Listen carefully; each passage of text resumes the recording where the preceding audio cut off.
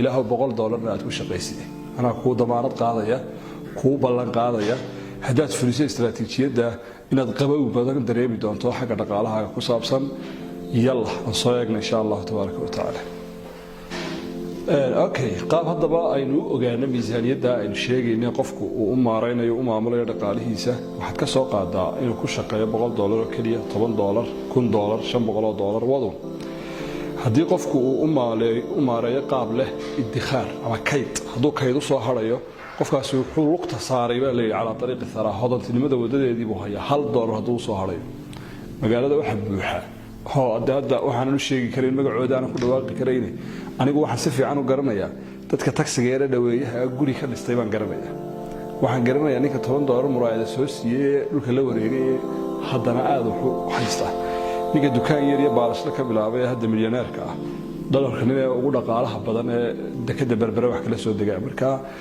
asal kamida asalada ay isku waafaqsan yihiin dadka dhaqaalayahanka oo dhan waxa weeye qofku hadduu idikhaar leh kayd hadduu leeyahay kayd oo waxa soo gala wuxuu ka haraan qofkaas wuxuu hayaa dariiqii hodantinimada waxa soo galaya haba badnaado malaayiin ha noqdo hadaan qofku kayd lahayna wuxuu dhabbada ama lugta saaray dariiqii bishaarada iyo qaxarka iyo bisha aakhirkeeda Soomaalidu wada qayliyay si aakhir shahri ku sheegayaan hadaba aynu eegno miisaaniyada walaalayaal qaabka loo maamulo boqolkiiba waxa loo qaybiyaa al-muhaafidh 6 jeeb baa loo qaybiyaa bucket 6 jeeb baa loo kala jabiyaa waxa ku soo gala wuxuu doonaa noqdo qaybta koobaad waxa laga dhigaa daruuriyaadka waxyaabaha nolosha ka shidaalkaaga xaafada biilkeeda qadadeeda noloshaada kiradaada waxa lagu fariisiyaa boqolkiiba 5 noloshaada haddii noloshaadu ay ka badan tahay 55% haday ka badan tahay noloshaada dib baad ugu noqonaysaayo waad taftafaysaayo waad salaxaysaa waxa badan oo qaaliyo zaid kugu aad ku noqonaysaa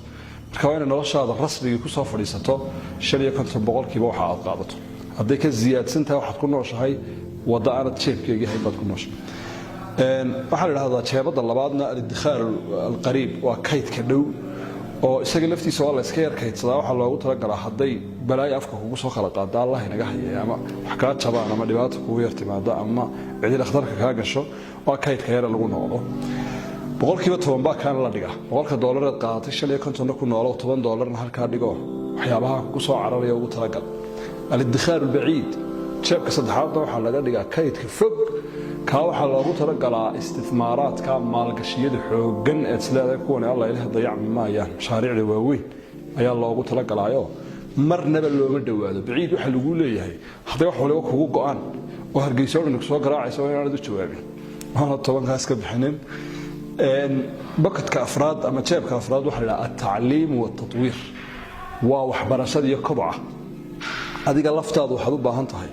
adceedii soo baxdaba inaad wax kororsato si hantidaaduna u kobcdo adna aad u kobcdo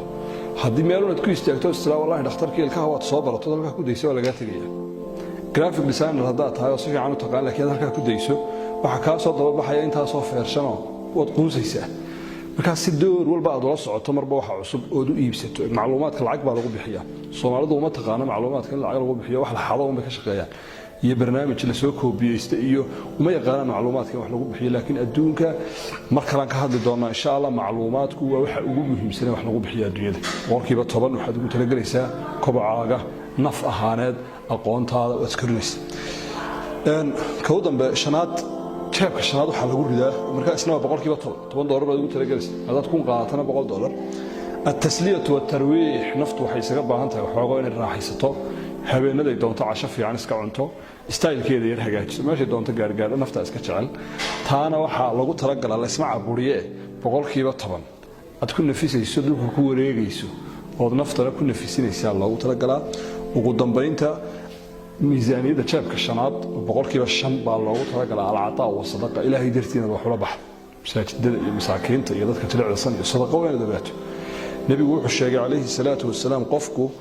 maalkiisa sadaqa kama bixiyo ilaa uu kobca ma naqasama maalu min sadaqa xooluhu sadaqadu ma nusqaamsay way kobcisaa